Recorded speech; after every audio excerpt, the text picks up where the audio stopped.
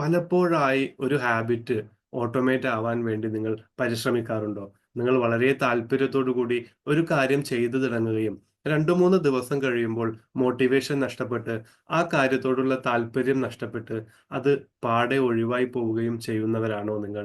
എങ്കിൽ നിങ്ങൾ ഉദ്ദേശിക്കുന്ന 2026ലേക്ക് നിങ്ങളുടെ ജീവിതത്തിൽ ഒരു മാറ്റം വരുത്താൻ നിങ്ങൾ ആഗ്രഹിക്കുന്ന ആ ഒരു ഹാബിറ്റ്, അത് തിരഞ്ഞെടുത്ത് അത് ഓട്ടോമേറ്റ് ചെയ്യാൻ നിങ്ങൾ റെഡിയാണോ?